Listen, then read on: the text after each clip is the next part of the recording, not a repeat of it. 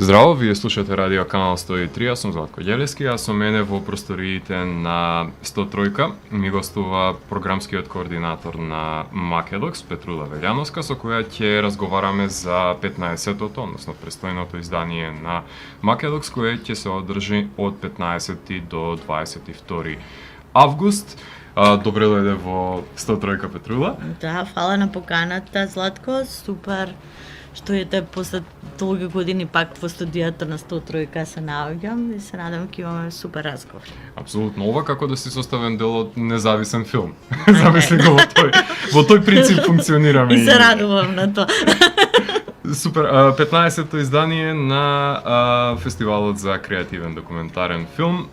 Кажи ми, копање емоции низ времето е мотото на 15-тото издание на фестивалот. Зошто одлучивте да се фокусирате на архивските материјали, на реминисценцијата која ја сваќаме здраво за готово во документаристиката, меѓутоа таа е темел без која што не би постојал еден документарен филм. Така, па никако копање емоции низ времето и архивските материјали се наметна затоа што почнавме да размислуваме како да го одбележиме некако во и наш мал 15 јубилејно издание на Македокс и сметавме дека архивата е едно од позначајните елементи во документарниот филм и стварно, иако претходно пред неколку години сме правеле работилница за архивски материјали со Мила Турајлич и за користење на архивските материјали во документарниот филм, она е една од цариците нели кои што користи архивски материјали во своите филмови, и баш копач по архивите, посебно во југословенскиот архив. И решивме дека сепак архивата заслужува уште еднаш да се даде примат за повторно да се одбележи на еден друг од еден друг аспект. И пошто посебно во последно време имам во новата документаристичка сцена филмови кои се изработени и дури целосно од архивски материјали, а даваат еден сосема нов аспект, ги преобликуваат архивските материјали, даваат еден сосема нов поглед на свет преку архивските материјали, знаат да донесат една сосема нова приказна и ново видување на настаните кои што некогаш се случила, без разлика дали се општествени, социјални, политички и така натаму, што е особено важно за развојот на документаристиката, како и за новите филмски автори, а посебно сакавме да обрнеме внимание и на реставрирањето и дигитализирањето на архивските материјали, како и на нивно чување. Најчесто архивските материјали се чуваат во кинотеките и во архивите, кој нас во случајот се чува во кинотеката. А дознавме меѓу другото дека во 1974 година е донесен законот за кинотечна дејност во Република Македонија, а 2 години во 1976 година е отворена и кинотеката. Така да тоа беше исто еден од поводите да посветиме посебно внимание, затоа што сметаме дека кинотечната дејност и кинотеките се многу значени за образованието на младите автори и дека дури публиката сака да гледа такви стари архивски филмови, ги интересира да прават компарација помеѓу тоа што се случувало порано и денес, а и затоа од таму излезе и слоганот копање емоции низ времето, затоа што еве јас дури како програмер некако дека ги прегледував сите овие филмови материјали, имав чувство како да сум во некој вид на времеплов. И ние некако се почнавме да се зезаме меѓу нас дека еве оваа година ќе бидеме времепловци и преку филмовите и преку целото тоа копање на емоции низ гледање на архивски снимки, па и на новите филмови кои што користат архивски материјали, ти имаш чувство секогаш кога ги гледаш, не се сеќаваш толку на детали што точно се случило во кое време или на настани, него многу повеќе заклучивме дека ги доживуваш сите тие работи емотивно.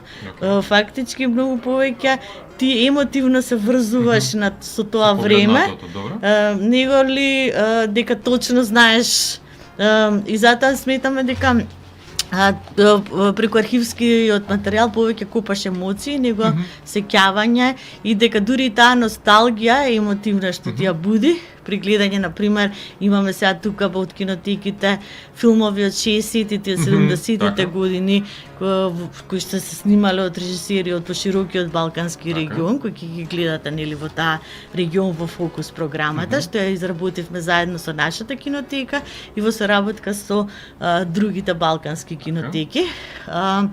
Дека многу повеќе ќе ја доживуваш како, без разлика што ќе ја доживуваш таа носталгија некако и те влече напред, да правиш нешто подобро, баш затоа што го имаш тој темел што претходните генерации го изградиле. Така да сметаме дека и таа носталгија знае да биде полезна. Па самиот филм е временска капсула, така што во која периодизација и да е работен, секоја ќе биде као херметички затворен белег за едно време на постоење.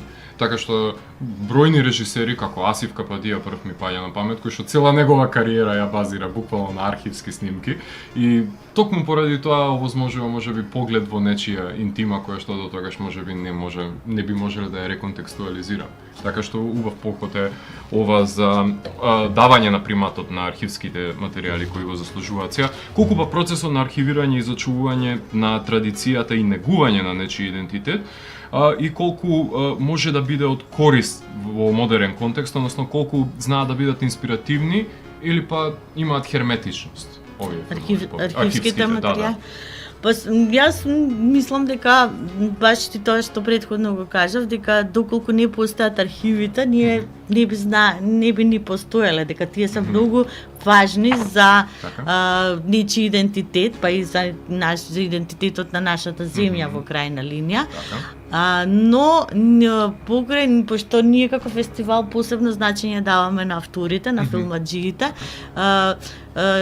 сметаме дека е многу интересно тие архиви да бидат отворени за користење од страна на авторите, за они да создаваат нови филмови со помош, со нивна помош, и тоа е некој вид на рециклирање, ние го викаме на минатото, некое прочистување, некое ново видување, што мислам води напред, без таа креативност и без тоа креативна употреба на архивските материјали, би било херметично, но ние сметаме дека апсолутно по последно време гледаме на новата документаристичка сцена, не само во Европа, и пошироко во светот, дека баш се повеќе се користат архивски материјали и реупотреба имаме на архивските материјали во многу значени филмови за Европа и за светот, кои што даваат една сосема ново видување на работите. Така, постмодерната го дозволува тоа, сепак тоа е концептот. Сега оваа година наместо една земја во фокус имате земји во фокус, зашто се одлучивте да биде регион ставен под лупа и колку се комплицира соработката кога се повеќе држави во прашање? Па секако дека изработката на програмата Регион во фокус Балкански кинотеки е посложена него да има само една земја во фокус, со која што ќе ти пратат одреден, ќе следиш одреден број на филмови од последните, не знам, 5-10 години. Него кога соработуваш со институции како што се кинотеките, посебно на Балканскиот регион, света станува малку посложено, но и поинтересно од друга страна, и не само поинтересно, него и тебе тие сепак, знаеш, ние сме деца од Балканот, не интересира што правеле нели на претходните генерации во тој период. Ние одбравме да побареме од балканските региони, од поширокиот балкански регион, пошто тука ги вклучивме и бугарската кинотека, и унгарската, и романската, покрај југословенската, словенечката, хрватската, македонската и црногорската. И побаравме да ни пратат филмови од 60-тите, 70-тите години, затоа што ни интересираше како луѓето живееле во тој период, и да видиме, да направиме споредба што како тоа се случува, како ние живееме денес. Така да голем дел од материјалите ги побаравме најважните филмови, архивски филмови од тоа време, кои веќе им беа дигитализирани. Некои од нив нели ги дигитализираат и при селекцијата на почеток. И они, морам да признам дека со радост ја прифатија некако оваа соработка, ни пратија прво по 6-7 кратки архивски филмови како што и побаравме од тој период. Ние јас ја направив селекцијата и секоја сега кинотека е застапена со по 3 кратки архивски филмови или по еден долг, например романската кинотека е застапена со еден подолг филм. Така да сметаме дека тука се застапени најзначајните режисери од тоа време од секоја земја. И за жал голем дел од авторите веќе се починат или имаат здравствени проблеми, па не можат да дојдат на проекцијата, иако ја уредно поканети од наша страна. Така што јас баш се радувам на таа програма и ја препорачувам на секого на гледачите да ја посетат. Така, значи еден калеидоскоп ќе погледнеме во тоа навраќање на тоа време. Супер. Да преминеме на останатиот дел од програмата. Отварате со родителот кој посветено го уловува развојот на неговата ќерка со Како се мери годината на Џеј Розенблат и односот на авторот со филмската уметност во целулоидно подземје на иранскиот автор Ексан Кошпалт.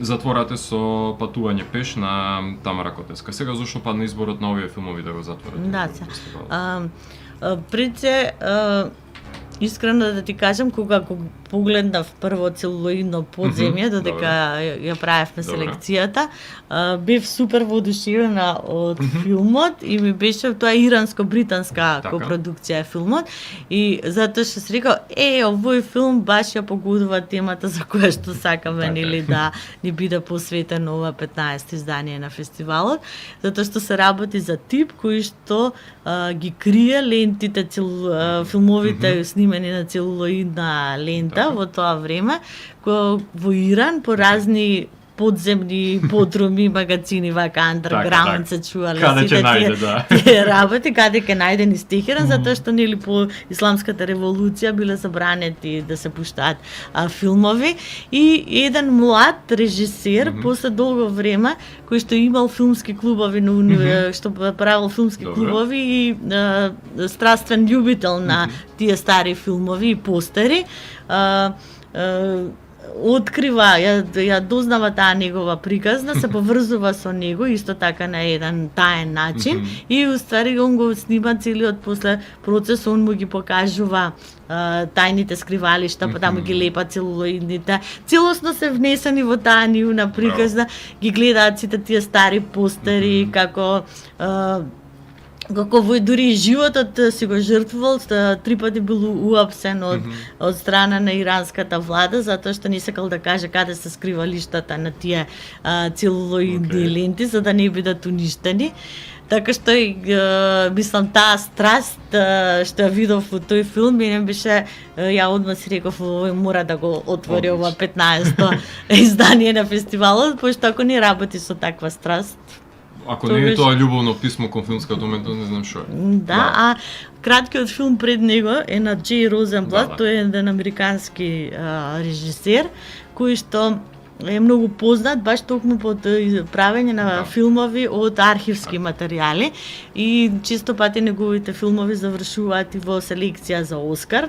Така што то 3-4 пати биле номинирани за Оскар, а ова е еден многу интимен негов филм уствари. Он како режисер и татко на својата ќерка ги архивира самата неза низ текот на годините. И секогаш си поставува секоја година од незината втора, мислам, или трета година ја прашува што сака да биде, како се чувствува сега после од кога ќе помине следниот роден ден. Така што јас мислам дека овој филм точно ја отсликува начинот на преиспитување на сите нас, уствари, каде сакаме да одиме, разбираш, и мислам дека еден од филмовите на Джей Розенблат, покрај тоа што е архивски, дека е супер поврзан со 15 годишниот јубилеј на Македокс. Да, и одговорите се менуваат. На Да, секој да, се па менува. исто и кај низ, Како созрева таа се менува. Да, и тоа е интересното, одлична да, да. слика исто кога размислував за Македокс, како и нашите одговори како тим, како екипа на Македокс со текот на годините се менувале и сме се развивале. Јасно. Во главната програма може да забележиме дека ќе ни донесете доста филмови од Берлинале, како победникот Дахомеј на Диоп, архитектон на Косаковски, Диер Фиона го имате, мојата украдена планета, од Санденс го имате бутанскиот агент на среќата, потоа архивскиот молкот на разумот на Кумјана Ноа, која исто така е составена во главната програма, и Моногамија од Локарно, Шума од Солун и други филмови кои ги имате на располагање. Со кој мислиш дека најдобро би се поврзала скопската публика од овие филмови? Па не знам сега, искрено ти кажам, мене ми се сите драги. Треба. И тоа е така, знаеш, кога ги гледаш многу филмови и на крај, пошто тоа е брдо на информации, имаш еден период некако кога си презаситен од филмови, но после кога ќе искочи овој каталог и кога ќе ја видиш програмата, сепак си викаш добро, сепак се вредеш си целиот тој труд. Па мене ми се сите интересни. Моногамија ми е, например, исто интересен, затоа што тој лани добина Локарно награда на Ухат Милштайн. Тоа е една интимна приказна, што мислам дека секој би го допрала, затоа што он помеѓу двајца сопружници и каде се губи искрата после сите тие години. Он го следи бракот на мајка му и на татко му, но истото истиот начин го преиспитува и со својата, да, и на себе и со својата партнерка. Така да мислам тоа е еден одличен, интересен пристап на авторски на таа тема. Да, доста рефлексивно. Да, и мислам дека треба да се погледне. Мислам архитектон секако, тоа е Виктор Косаковски, еден од најпрестижните нели документаристи моментално во светот. Одлична обработка на тоа како го градиме светот денес. Да, каде живееме. Да, и тоа све е обработено, да, и колку е вредноста на какви ни се вредностите денеска, фактички он тоа го преиспитува преку архитектурата, што е и он, мислам, е изузетно визуелен автор, како што сме можеле да видиме од другите негови филмови, како Акварела и така натаму. Така да мислам дека секако е еден од филмовите што не смее да се пропушти. Со оглед на тоа што Скопје станува бетонска градина, така што мислам паралелата многу лесно може да за бетонот крш прави тука ломбре, смета дека е субстанција која е најзастапена на планетата Земја моментално. Што може би е во право. Да, ќе погледнете, ќе видите, сигурно ќе се донесе свој заклучок, нели? После исто мене ми беше интересен Балон Манија, кој што е филм сниман во Бразил за луѓе кои што прават, за луѓе кои што со ниските социјални нели слоеви и се занимаваат со правење на огромни балони кои што ги пуштаат да летаат и после тоа луѓе ги пратат и ги бркат со коли. На тој начин има многу адреналински и визуелно многу одлично изгледа филмот, но е и добро го прикажува нели целиот тој социјално општествен аспект на Бразил. И Agent of Happiness е тој филм повторно за еден агент кој што работи тоест он е владен службеник во Министерството за среќа, нели, кој што Бутан го има. И е сосема тука деконструирана таа приказна ствари како они пресметуваат, он оди по сите села, градови и како пресметуваат колку проценти е секоја особа среќна, тоа му е работа фактички. Одлично. Но преку својата работа и разговор со сите сите тие протагонисти што ги има во филмот, се приспитува и го приспитува и својот процент на среќа. Така да е една многу интересна комбинација и многу интересен филм. Украдената планета исто би го спомнала како еден филм од иранската режисерка Фара Хас, која што работи со архивски снимки.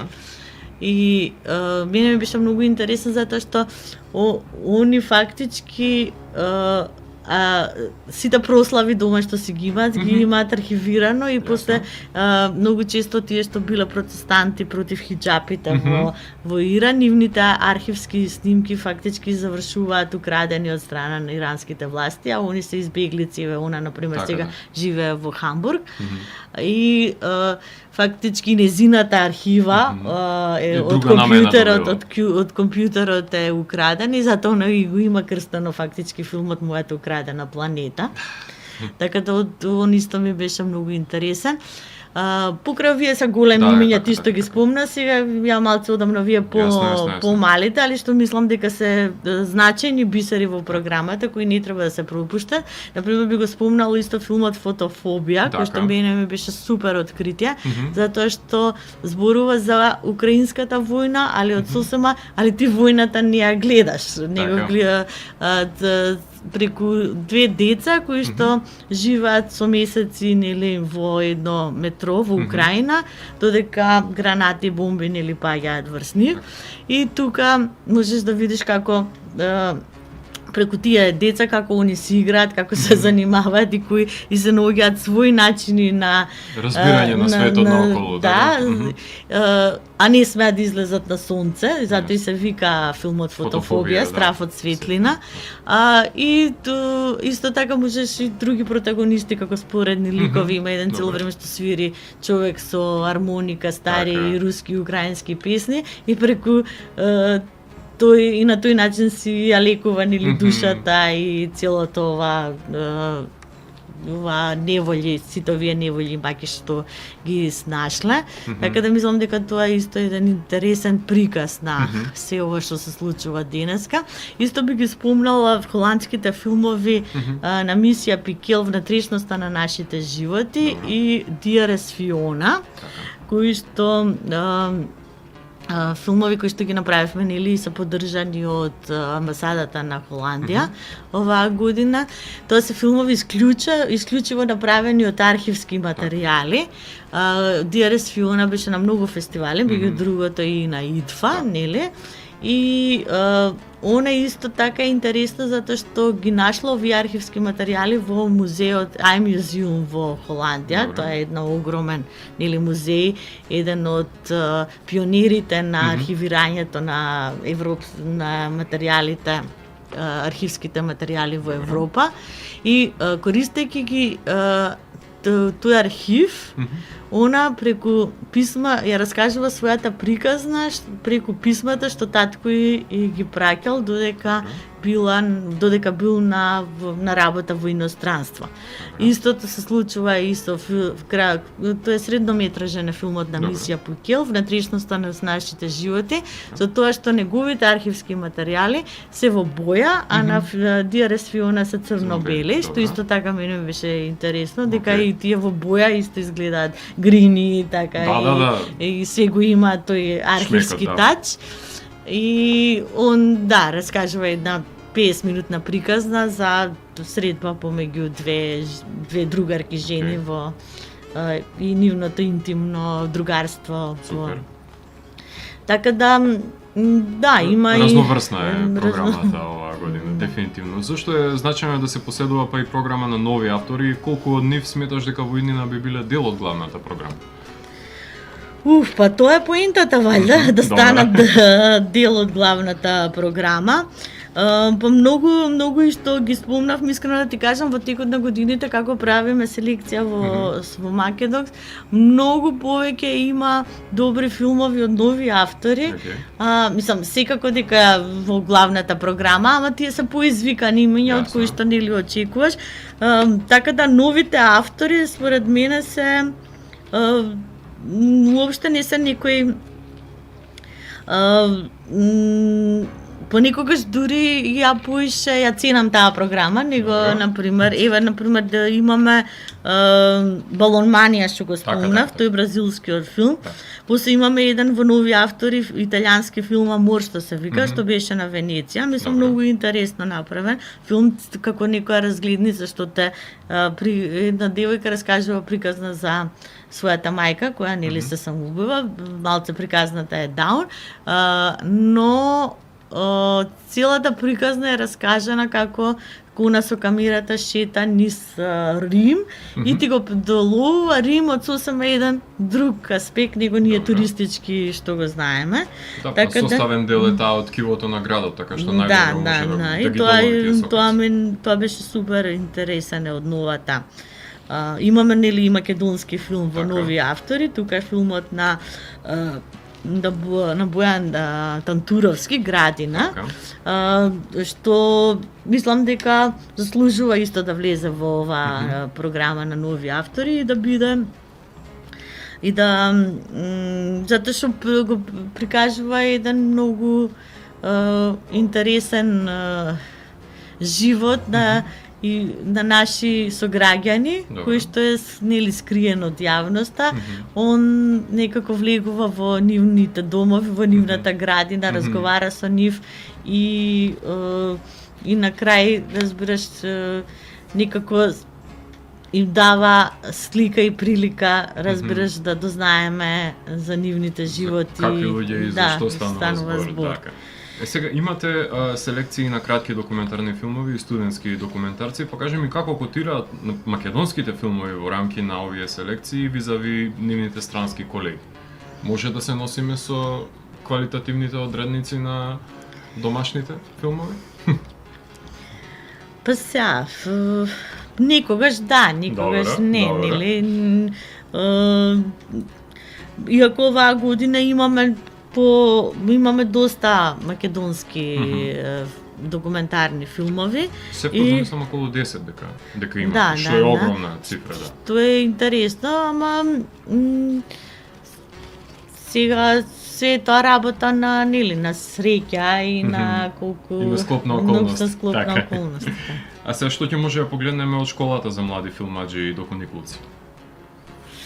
Ето, тоа ќе видиме, ќе биде изненадување, пошто се Така. уште ги Се прават работи, филмовите, се да. работи, добро. Али сега се више при крај и секако, мислам, ние многу сме срекни за таа школа за докуникулци, например, еве сега што спомнавме Леона Јарич, Така. која што има филм во нашата студентска Така. програма, која што го работеше на една работилница во Србија. Направи одличен студентски филм на работилницата за едно момче кое што води скейтборд. Да. Во смисла на тоа дека некако преку докуникулци она ја засака оваа документарна форма. Супер. И нас тоа мислам многу ни значи кога некој од нашите докуникулци понатаму ќе продолжи да работи на Така. тоа поле и еве Леона е едно од нив и ја мислам дека сепак треба да и се даде простор Така. на Македокс, дури и мислам дека заслужува да влезе во студентската програма, Така. не само дека била нели дел од докуникулци. Сега мислам како ни ќе оди филмот на другите фестивали, колку ќе може да се избори со останатите студентски филмови. Све е работа на многу труд и внимание и сепак пак ќе ти кажам и на многу среќа. И среќа, дефинитивно. Да.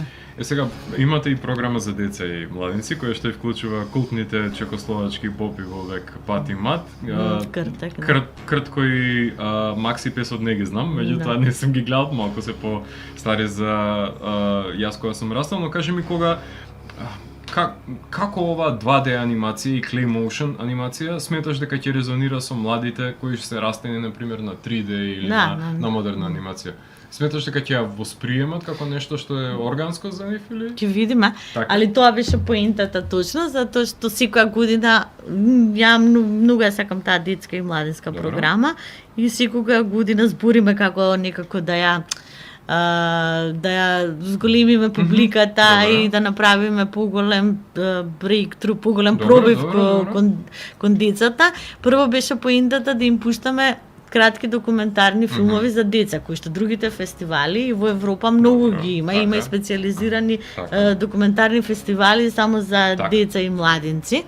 Кај нас нормално дека тоа иде многу потешко. Прво треба некако да ги навикнеш децата да го гледаат филмот. За нив документарен филм е тешка форма за гледање, нема да толку концентрација. Да. И затоа почнавме да ги комбинираме документарните филмови со анимирани филмови. И прво земавме другите фестивали, како Док Лајпциг, Така. например, помодерни, например, филмови.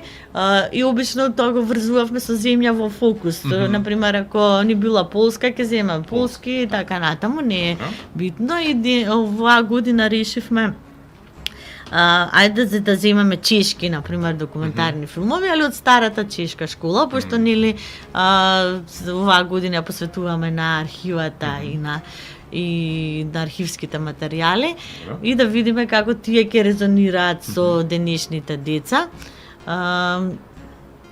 А пред се затоа што мислиме дека цртежот е прекрасен, например поубав, например на Кртко, кога ги гледав тие цртаните филмови, бе воодушевено од знаеш тоа кога ќе видиш дека некој седел и работел со сати и цртал, дека е прекрасно. Пат и мат, викам, беше омилената омилениот црта на Дарков во детството. Супер. И многу деца исто така, родители исто така го сакаат. И оваа година решивме стварно да посветиме малку поголемо внимание на оваа програма и да го и дури имаме и две работилници за деца. Едната е столарска работилница, што ќе биде после слотот со Пат и мат, мислам во сабота. И тоа е за деца од 8 до 12 години, пошто Пат и мат се нели тие мајстори што прават глупости, па после во работилницава столарска да видиме нашите деца што научиле од тоа. А втората е Бранка Јордановска ќе ја води, таа е за помали деца од 6 до 10 години. Во недела, после исто, предходно исто така има цртани филмови, ти викам од Кртко, од од Дог Макси Дог Фик и така натаму. Така да јас се радувам дека и децата ќе се радуваат. Сега 92 филма, 7 дена, математиката вика е околу 13 филма на ден, што е огромна цифра, што значи дека лимитирани сте со ноќни термини на отворено и ќе настане неизбежно да настане препоклопување на публиката на некои термини, како на пример Дахоме и Градина се во исто време, на пример, и во слични периоди, така што точно е дека имате можеби најголем број на филмови како досега, но колку има па доволно простори кај нас за нивно ефективно прикажување или и чувствувате потреба за уште повеќе? Па мислам дека е доволно. Не, имаме за оваа година и толку многу филмови затоа што имаме многу кратки филмови затоа што регион во фокус програмата е претежно составено од кратки архивски филмови, некако така бараше или целата оваа селекција.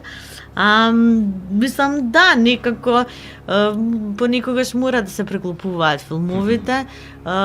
Нас затоа и фала им на Академијата за ликовни уметности што ни го даваат Сулијан за како трет стејдж. Мислам што многу ни заврши работа за да бидеме сепак во чаршија, тука блиску да бидат сите сцени, а да и да може да циркулира публиката, пошто тоа е многу битно. Според нас е многу битно за еден фестивал.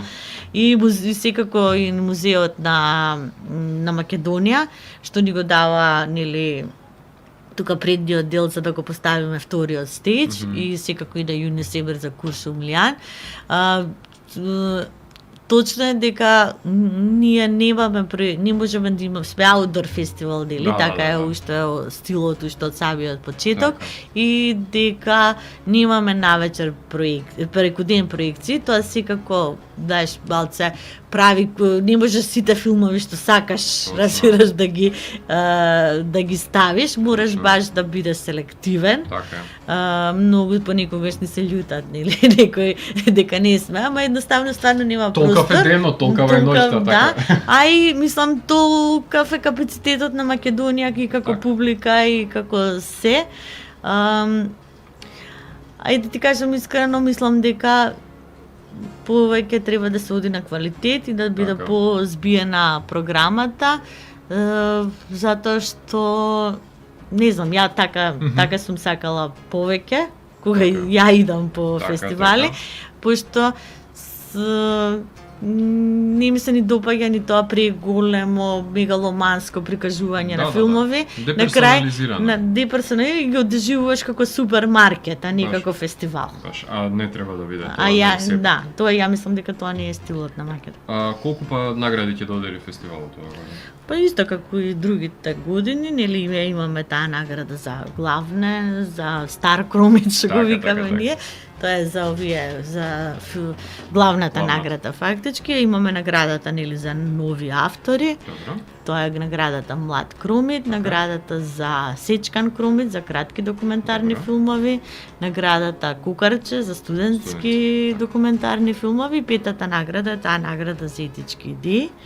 Мислам дека ти беше дел од студентската. Да, или и тоа отприлика имаме нели за секој жири по тројца професионалци што сметаме ние од филмскиот свет, па дури и од медиумскиот свет или понекогаш викаме уметници автори од другите области, посебно за оваа награда за етички идеи, затоа што сметаме дека филмот треба да обединува повеќе нели гранки, треба едноставно и публиката ни е многу важна, нели, да биде, да ги гледа филмовите отворено, да им отвара нови погледи, нови прозорци и тоа. А покрај селекциите и прикажувањето на филмовите имате и работилница, која ќе биде изведена во FX3X, ако не се лажам. Да, тоа се исто така со автори, млади автори кои што имаат филмови со употреба на архивски материјали. Секако работилницата овој пат ќе води, тоа се викам замислени архиви се вика, ќе води нашата Кумјана Новакова, која што нели оваа година има филм на Македокс во главната програма. Незиниот филм се вика Молк на разумот и ја доби престижната награда за најдобра режија на еден од најважните фестивали во светот, тоа е ИТФА фестивалот нели во Амстердам, иако филмот беше прикажан на вистина на сите реномирани фестивали низ Европа. Сега ете баш пред 2-3 дена доби награда на Докуфест видов. Така да Кумјана е тука, отворена е, расположена е за работа. И филмовите веќе материјалот го имаат пратено. Тоа е фактички ние бираме околу 4 до 6 проекти, кои што Кумјана заедно со Влад Петри, тоа е режисерот на филмот Between Revolution, помеѓу револуциите, кој лани доби главна награда на Македокс и кој што филм беше нели на сите реномирани фестивали и кој што целосно исто беше составен од архивски материјали, од Романија и од Иран. Он направи една прекрасна комуникација на еден диалог преку архивски материјали на две жени кои што студирале заедно за време на неврзаните нели во Романија.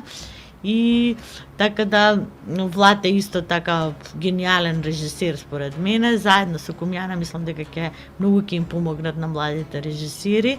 Обично тоа се проекти кои што ние ги бираме од поширокиот балкански регион, покрај значи бившите југословенски земји, тука се Турција, Грција, Бугарија, Романија. И се надевам дека сите ќе бидат задоволни. А од што ќе биде составена музичката пропратна програма на фестивалот Ноќни приказни? Да, оваа година исто така имаме интересни работи во ноќните приказни, тоест тоа се приказни кои што се поврзани со музичката програма, кои одат по проекциите на филмовите во Куршум Лијан, значи негде околу 12:30-1 часот. Отварањето нели ќе биде со Зарина прва севда. После тоа имаме многу интересни два перформанси со еден холандски радиомейкер кој се вика кој што исто така работи како тонец на филмови, заедно со својата жена. Они се од Холандија, Jeroen Stout и Ineke Smit, кои исто така во недела ќе имаат и мастер клас за тоа, за архивските филмови и звуци во лабораториум.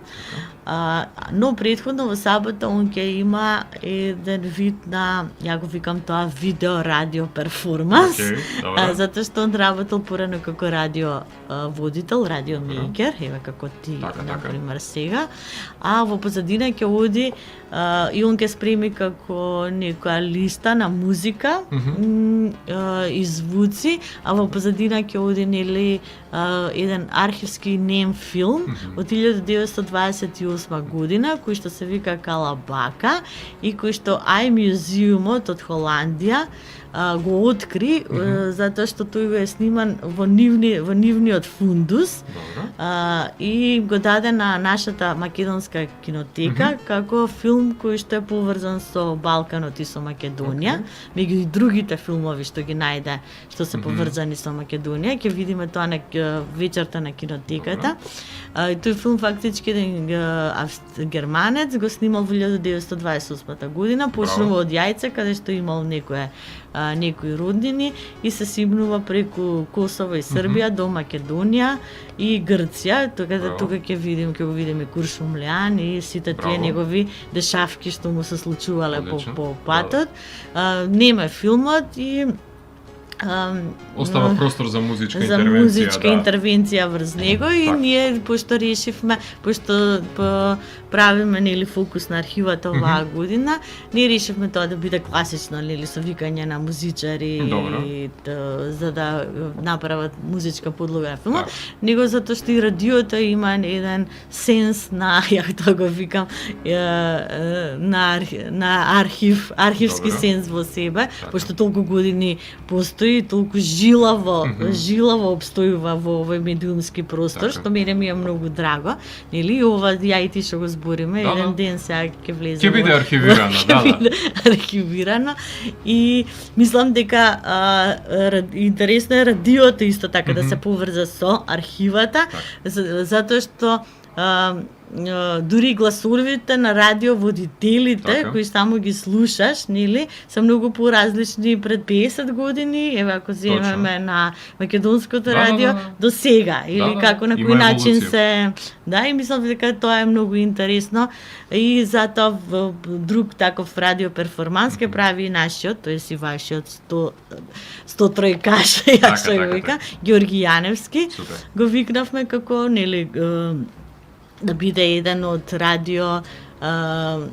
радиомейкерите и на неговиот перформанс ќе оди филмот Мариовска свадба, кој што е филм на првата режисерка во Македонија, Вера Кличкова. Филмот не е нем, но има многу прекрасни архивски снимки од Мариовската свадба и ќе би пошто не можеме сите, разбираш, сите архивски филмови што ги имаме наши да ги пуштиме, нели, на некои се подолги, пократки и не можеш на сите да им најдеш термин и затоа сметавме дека е одличен материјалот како архивски материјал и затоа му понудив на Џоле ако може да направи така едно како попуштено, он го вика тоа како деконструкција на свадбениот традиционален процес и преку музика да може да се долови целата таа атмосфера што ќе гледа. Баш ме интересира како ќе испадне тоа во денешен контекст и како музиката која вие селектирале ќе има удел на... И мене баш ме интересира, затоа што обично обратно се прави, музиката да биде подлога, а сега ние би сакале малце да експериментираме и да видиме како архивските материјали ќе делуваат на радиомейкерите и на диџеите што ги пуштаат. Одлично, ќе се направи една нова форма, ќе се ново обликува. Во историски, односно во индустријскиот сегмент на фестивалот, која ќе биде целта на Макеко Продокс форумот? Веќе 6 години ќе го организираме тој Макија Копродукс форум. Така да секоја година ги викаме фондовите од балканскиот регион да присуствуваат и режисери од конкурираат со своји авторски проекти на форумот, каде што имаат пичинзи пред овие фондови, пред луѓето од фондовите, а секако тука имаме и луѓе од нашата Дока Раунд мрежа, која што и доделува некои награди, например, да одиш ти млад режисерот кој што ќе добие награда да оди на ФИПАДОК или на Док Барселона, да таму да створи нови контакти, или на Док Минхен. Тоа е во склоп на нашата Дока Раунд мрежа. Оваа година имаме соработка и со францускиот културен центар, кој што има преку еден наш француски соработник и француски продуцент Виктор Еде, ќе имаат сесии заедно со други француски продуценти, некои македонски режисери, па и балкански проекти, кои што затоа што после подпишувањето на македонско-францускиот тритмент договор за копродукција, Франција е отворена за проекти од Балканот, така што тоа е исто така една новина која што ќе се случи во тој Макија Копродукс форум, каде што и Франција влегува посериозно како и ги отвара своите врати во филмската индустрија спрема Балканот. Сум присуствувал на форумите и многу ми се интересни затоа што пичинзи се прават на многу различни идеи во кои баш е оставено на авторот што ќе потенцира и што мисли дека е правата јадица за да заинтригира некого. Така што многу интересно ми е кои се начините на кои што бираат да синтетизираат како ќе го презентираат својот филм. И тоа мислам дека е голема вештина која треба секој автор да може да ја стекне, и овие пичинци се корисни за авторите да може да се монтираат себе си, односно да го извлечат најдоброто и да најдат начин како да го продадат, условно посебно е тоа еден добар тренинг, нели? Еве на пример филмот Градина е пичуван и разработен на Макија Копродукс форумот пред некоја година. И еве вся оваа година ќе го видиме и неговиот финален продукт. Точно се надеваме дека и наредните филмови кои што ќе бидат составен дел на Макија Копродукс ќе може да се погледнат и во селекциите кога ќе бидат комплетирани. Така, имаме и многу други филмови кои што се комплетирани веќе, на пример Aurora Dreams од Србија, Сенте Ањи, на пример, во Словенија и така. Супер. Сега, муабетите под Смокмоста да бидат постамент на фестивалот. Кои се пропратните манифестации на Македокс во рамки на фестивалот? Патувачко кино, едукативна програма имате? Тоа во текот на целосната година претпоставам дека се реализира. Да, секако патувачкото кино оваа година во Битола, нели, Битолскиот регион, некои проекции веќе направивме пред фестивалот, некои проекции ќе одат после фестивалот. Едукативната програма со Доку Николци секоја година имаме, нели, повик, тоа се работи низ целата година, они ги поминуваат заедно со своите ментори.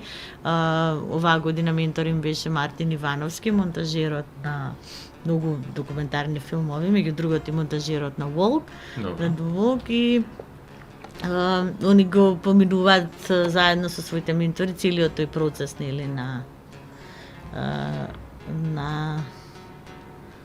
Иванов, на процесот на документарен филм. Пофалби што успеавте да испечатите брошура за време на пресот, но исто така имате и апликација која ја симнав и ја користам за да си ги одберам филмовите за гледање, што е прилично корисно. И убаво би било и еден хронолошки филтер да има на неа, чисто за моја евиденција да знам кој ден што да гледам, уште тоа мислам дека би било функционално. Мислам дека имаш таму како да си направиш распоред. Само да бидат подредени по ден, да бидат по ден подредени, тоа би сакал дополнително. Кажи ми што овозможува овој начин на доближување со помош на апликацијата, со помош на овој начин на комуникација со помладите, можеби повеќе на дефинитивно. Тоа е поентата, да биде по-грин, нели, да биде по-младалачки. Обично младите сега све користат, нели, со апликации. Мислам дека не е комплицирано, нели, да се симне Да. апликацијата и да се користи. Дури и младите, мислам дека и повише сакаат така, него Точно, нели точно. да имаат, мада имаме ние и тие мали програмчиња. Точно. Што се користни, да. Веќе европските фестивали ни каталози не печатат. Да, Ние да. правиме една одредена бројка нели на каталози, пошто сепак сакаме да го држиме тој Точно, архивски точно, елемент. Да се зачува, И да, и така да мислам дека програмата е се трудиме да биде што е можно подостапна до Да. секој човек на различни начини, до Точно. младите преку апликација, до Точно. старите преку не знам Facebook и Јасно. Во овие физички формат, да. формати, така на. Сега, во светски рамки една агенда постои за која што се инсистира. Таа се однесува на половата еднаквост во селектираните автори и авторки и во селекциите гледам дека е речиси половичен уделот, со тоа што има дури повеќе домашни режисерки од режисери во селекцијата, што е одлично. Колку е земен предвид овој фактор во селекцијата? Искрено да ти кажам, јас мислам дека ја обично ги делам филмовите не според тоа джендер баланс, него дали Така. се добри или лоши. И така и треба да биде. И тоа ми е пред се некако критериум според кој Така се е. водам.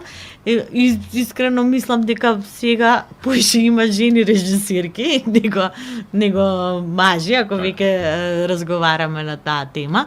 Пошто иако ја например додека преку ја правиме таа преселекција, уопште не пазиме на тоа Така, дали така. ова маже, него после кога ќе погледнеш, ќе видиш дека многу поише сега има женска, затоа што сега моментално така е тренд и вајда затоа што во Европа и затоа што повише апликации има, нели од Добро. жени. Во однос во Македонија, ова така вајда си, не знам, вајда е случајно или не. Во секој случај мислам дека жените повише се занимаваат со документаристика. Да. Некако и мислам дека документаристичкиот пристап е малце под женски пристап на снимање филмови. Во играниот ти треба поише его, поише, разбираш, може би ради тоа. Но како и да е, јас сум среќна што воопшто ги има документарни македонски филмови. Супер. И се надевам дека такво е моето чувство, дека ќе стануваат све подобри и дека некако се отвара документаристиката. И не само во светот и во Европа, еве гледаме нели на Берлин по втор пат победува едно по друго, Да. што не се десило никогаш Да. документарен филм, значи да добие гран при наградата. Да. Во последните години дури на Кански отворија да има во конкуренција во главната програма документарни филмови да влезат, така што и тоа е огромен што исчекор. тоа што е големо представание за документаристиката и се надевам дека тоа, мислам, режисерите, идните генерации, па и ќе сакаат се повеќе и повеќе да снимаат документарни филмови, пошто реално во Македонија повеќе сакаат се уште да снимаат играни филмови, него документарни, уште тоа малце, но мислам дека еве после 15 години, кога правам некој резиме, мислам дека е многу подобрена ситуацијата со новата генерација, посебно со Медена земја. Да. И Атанас Гергиевски што направи со неговите филмови. Еве ќе имаме оваа година нели Холивуд Гейт филмот, кој што е филм кој што беше на Венеција, а е монтиран од нашиот Атанас Гергиев. Исто така фаца ќе го спомнам тука секако нели за неговите претходни филмови кога бил продуцент и па и режисер покрај Медена земја нели со Дионис, Ламур и многу други негови проекти. Кој аспект од фестивалот сметаш дека може да се подобри од 14-тото издание на фестивалот и во какво светло би сакала да го видиш Македок свој днина? Ајде, тие тешки прашања за крај. Па, во какво светло би сакала да го видам во иднина, секако мислам дека мене си сега ми е убав Македокс, не можам да кажам не. Не мислам дека треба превише мегаломански да се шириме, мислам дека треба дека ова е вистинската мера за фестивалот, да. А сега во иднина е целата работа според мене како тоа да го одржиме. Дека тоа е добро. многу потешко Јасно. него да се шириш и да правиш посебно околу средствата што Македонс ги добива за својот ангажман. Така. Петрула, ти благодарам што беше составен дел од радиото за да може да продискутираме за ова издание на Македокс. Ти посакувам голем успех за 15-тото едиција на фестивалот, да имате полни киносали и безпреколно прикажување на филмовите. Уште еднаш само за крај да напоменеме од кога до кога и каде ќе може да се погледнат филмовите на Македокс. Да, оваа година 15-тото издание на Македокс ќе започне на 15 август и ќе трае се до 22 август. Да?